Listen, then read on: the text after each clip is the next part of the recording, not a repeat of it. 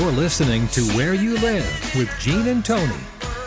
Welcome back to Where You Live.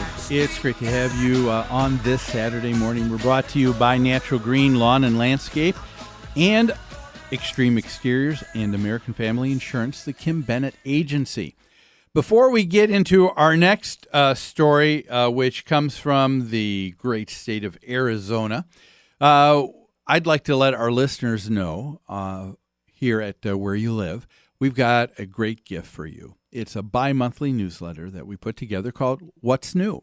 A lot of what we talk about on the show, we cover in further details. We have opportunities to talk about a lot of timely topics, things that deal with homeowner associations, with rental, with owning and living in property in a community with other people. It's yours free. All you have to do is give us a call at 952-922-2500. Ask for Lori, and she'll make sure that you start receiving your subscription either by mail or electronically. Well, this is kind of interesting again here.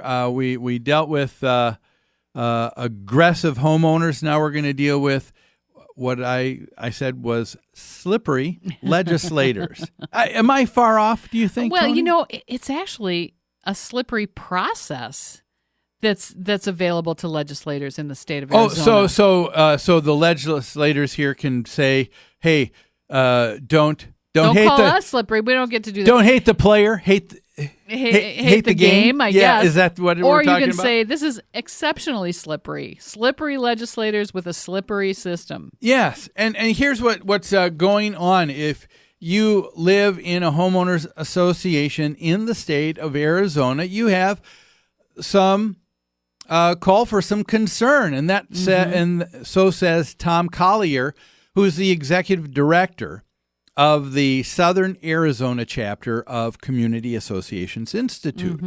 It's CAI there.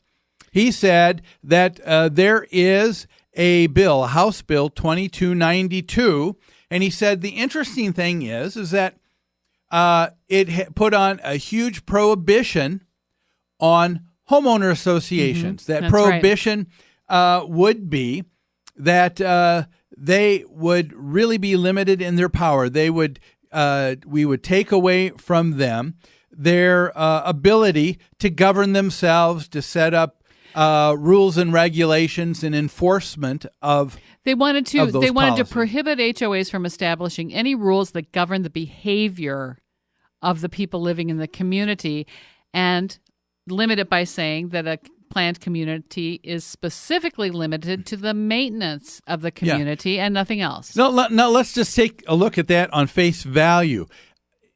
Anytime someone lives anywhere, don't they choose where they live because they want people, they want a government, whether that be in the neighborhood, the city, or whatever, to govern the behavior of other people, and that's certainly part of it. Yeah, you anywhere you that's live, an expectation. You want to make sure you understand what the rules are, and that everyone is held to the same rules. Yeah, right. But here again, once again, we have legislators, other elected officials who feel the only people.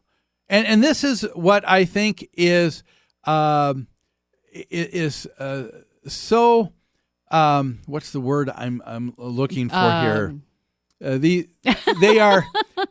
It's an irony. Not it's that also... they're self-righteous. They're so maybe self-serving. They are so self-conceited. That the only people that can make the rules, the only people that know how to govern other people are themselves. We can do it in the state. Yeah. City council can do it at that level. But even though you chose to live in a homeowners association that is governed by your peers whom you've elected to the board of directors, even though you've agreed based on the contract you signed when you purchased your home, the legislature is going to take away the HOA's powers. And the contract you had with the HOA is no longer... At least that part of it is no longer valid. So they're getting involved in private contracts. Absolutely. That they have no business That's right. to be a part of That's at right. all. That's and right. here is the part that's slippery. This is the diabolical part that you and I said, what? In Arizona. Can this actually take place? And that is this, fine. Some legislator, some hokum legislator put this up as a bill. Because his brother-in-law was upset about being told he couldn't park his car on the lawn. Exactly. Okay. And so That's then my story. So yeah. then what? And so then what happens is that's brought up, and it goes to a committee. When you have a committee hearing, people who are watching, like we have done here in Minnesota, now all of a sudden we're active in the legislative process, taking time to go to the state capitol to share our opinions so that there can be a sharing of ideas. Yep. And that's the way government is supposed to be run. And at that point in Arizona, it died. This bill died. It never made it out of committee to be passed on to the House. Very important. It died and didn't go out of committee. That's right. But tell our listeners what happened. Well, there's something in the state of Arizona called the striker process. The striker process, that sounds like Mr. Moore and what he did in our Maybe. last story. Yeah. The striker process in Arizona means that the bill can be resurrected through this process. And it doesn't say who invoked the striker process. But what the striker process allows is a complete substitution of language from one bill, like this one that didn't get out of committee, for another bill, one that has already passed through the committee and is headed toward the full House and Senate. So feature this. The original language of House Bill 2292 dealt with requiring that traffic tickets resulting as a photo from a photo enforcement system be served between 9 a.m. and 5 p.m. Okay. So they were going to pass a bill, probably fine-tuning whatever the law was, saying, if you earned a traffic ticket because your photo was taken running a red light, the cops can't show up at your door at 2 in the morning or even 10 at night. They have to come between 9 a.m. and 5 p.m. to give you the ticket. Okay. They took that language out of House Bill 2292 and substituted this bill that limited the powers of a homeowners association. And this language, that died in committee. That had died in committee, was dead, wasn't going anywhere. They just they can trade it out and then push that bill on as though it made it through committee. Is there anything honest about that at all? That's purely deceit. Their but they refer to it. Rationale is that it's used to get a bill out of committee or past a committee chairperson. Okay, so they're saying if there's one person, it sounds like they're saying if there's one person on the committee that's blocking this bill, they want to have some kind of mechanism to get around that. I'm not quite sure I understand how that could happen. Doesn't a committee have to vote? Well, what'll happen? I understand what they're saying. I mean, when you stop and think about it, there are tens of thousands of hopeful bills that are introduced each and every legislative session. Okay.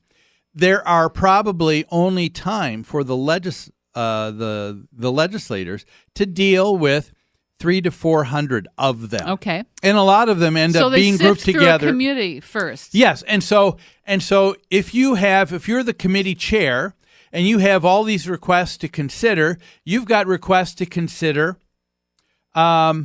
maybe 1,000 bills, but you only have time to promote 30, 40 of them, in your committee, to even take time to talk about them. And so, yes, the chair has to be a person who has to try and prioritize. All right. So they also sift through all the bills. So the chair can make that decision alone, but just one person can decide which ones their committee is going to consider. But that session. But here is the thing that I am sure is the case. I don't believe that.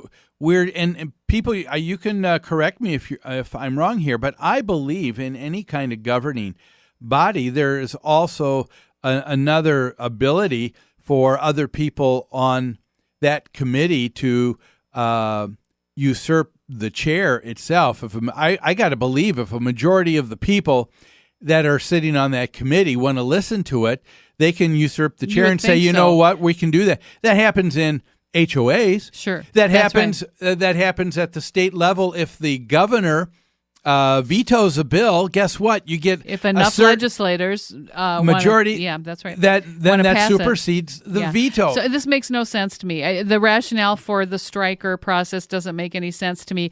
Even in the article, they said this is a confusion to constituents who are trying to follow the legislative process and make sure their opinions are heard. I think it's a roadblock. I think it's a deliberate confiscation, confusion, and creating a non-transparent system. I mean, think about this. Here you have people who have taken the time to give their input at the committee level. Committee level. It dies, doesn't go any further. So they think that they're all done, and so now all of a sudden this gets turned around. That to me, I would be very upset. And if I saw someone do that, I'm sorry, legislator, that would be your last time you would get my vote. I'm curious why they did not say who invoked this striker process. They don't mention who it was, whether it was one of the committee members or someone even outside the committee. Who was able to invoke this striker process? Interesting, probably because you start putting a name to it. That's a person who is going to for sure not be reelected, right? Yeah. Just awful stuff here. I can't believe that they would do that in Arizona. I'm glad we don't have a striker process here. Yeah, I hope nobody gets that bright idea. Yes, exactly. But here's a bright idea. We've got to take a break. So let's do that, but don't go away. We've got one more segment of Where You Live with Gene and Tony after these messages.